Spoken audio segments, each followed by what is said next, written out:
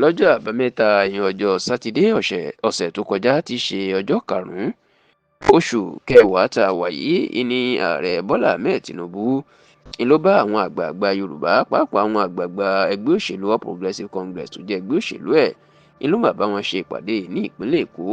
níbi ètò pàtàkì tí àwọn ẹgbẹ́ òṣèlú APC ilẹ̀ Yorùbá tí wọ́n ṣe ní ìlú Èkó. Nínú ìpàdé náà èyí tí gómìnà Babájídé Olúṣọlá Sanwó-Olú ti ìpínlẹ̀ Èkó tó gbàlejò ní Tinubu tí olórí àwọn òṣìṣẹ́ Honorable Fẹ́mi Gbàjàbíàmílà tó ṣojú fún ló mà ti ṣàlàyé fún àwọn àgbà Yorùbá tó wà ní ìkàlẹ̀ lọ́jọ́ náà tó tún jẹ́ ọmọ ẹgbẹ́ òṣèlú APC bíi tiẹ̀ pé òun ti gbìyànjú púpọ̀ fún orílẹ̀-èdè Nàìjíríà nítorí pé lásìkò tó ń gbàjọba Nàìjíríà ti fẹ́ wó lulẹ̀ ṣùgbọ́n ó ní pẹ̀lú àwọn ìgbésẹ̀ tó ń gbé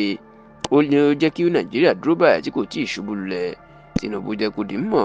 wípé lóòótọ́ àwọn ìgbésẹ̀ tó ń gbé ó ti fa ìnira ebi àti ọ̀wọ́n gógó sí Nàìjíríà táwọn èèyàn sì ń sọ̀rọ̀ burúkú sóhun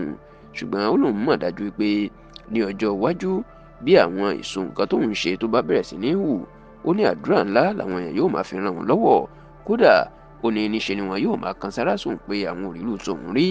Ó wáá fi ọ̀rọ̀ Nàìjíríà wé ọ̀rọ̀ aláboyún ó ní sọ́mọ̀ pé bí aláboyún bá fẹ́ bímọ tí wọ́n gbé wọ yàrá tí wọn yóò ti gbẹ̀bí fún un ó láriwo ìbànújẹ́ àti ariwo ìnira ni yóò máa pa ó ní ṣùgbọ́n ní kété tí ọmọ bá ti jáde lábẹ́ tí ọmọ náà dún tán gbóhùn ìyá tán gbóhùn ọmọ ó ní ṣe láriwo ìdùnnú àti ayọ̀ yóò gba gbogbo inú ibi tí wọ́n ti gbẹ̀bí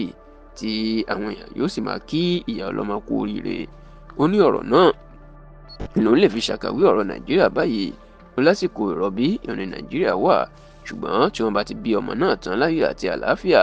ó ní ariwo ìdùnnú yóò gba gbogbo Nàìjíríà. Ṣùgbọ́n ní báyìí o níṣe ni àwọn àgbà Yorùbá tó wà ńbẹ̀ inú wọn ò tiẹ̀ jẹ́ kí Gbàjàbíàmílà tó gbẹnu Tinubu sọ̀rọ̀ ni wọn jẹ́ kó sọ̀rọ̀ tọ́tà fi ní kí Tinubu tiẹ̀ lọ́fọ̀kànbalẹ̀. Wọ́n ní àwọn yóò rí dájú pé ó tún ṣe sáà kejì ní ọdún 2027 kódà wọ́n fi yé wípé ìbò tí àwọn rí nílẹ̀ Yorùbá fún lọ́dún tó kọjá wọn láwọn yóò ṣe ní ìlọ́po 2 tàbí 3 lọ́dún 2027 tí wọ́n sì ẹ̀ sì jẹ́ kó di mọ̀ pé àsìkò ìlú yẹ kí ó gbọ́ ọmọ Yorùbá kágbárùkù ti Tinubu lábẹ́ bó ti wulẹ̀ kó rí láti jẹ́ kó ṣe sáà ọdún 2 ìyún ọdún 8 lápapọ̀. Àwọn díẹ̀ lára àwọn àgbà Yorùbá tó tún jẹ́ ọmọ ẹgbẹ́ òṣèlú APC tí wọ́n wà níbẹ̀ ìní gómìnà àná ní ìpínlẹ̀ Ọ̀ṣun olóyè Bísí Àkàndé, gómìnà àná ní ìpínlẹ̀ Ògùn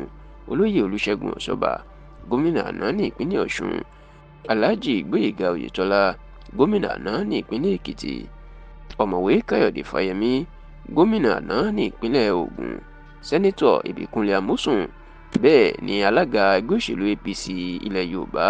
ọ̀gbẹ́ni Isaac Kẹ̀kẹ́mẹ́kẹ́ òun náà wà níbẹ̀. Àwọn gómìnà ilẹ̀ Yorùbá tó wà níbẹ̀ ni gómìnà Babájídé Sanwó-Olú ti ìpínlẹ̀ Èkó tó jẹ́ olùgbàlejò, gómìnà Dàpọ̀ Abíọ́dún ti ìpínlẹ̀ Ògùn, gómìnà Lucky Orímísàn Ayédàtiwá ti ìpínlẹ̀ Oǹdó àti gómìnà Bíọ́dún Oyèbánjí ti ìpínlẹ̀ Èkìtì. Bẹ́ẹ̀ làwọn àgbà olóṣèlú àti àwọn olóyè ẹgbẹ́ òṣèlú APC ilẹ̀ Yorùbá àwọn náà kúnnú ìpàdé náà bíbí.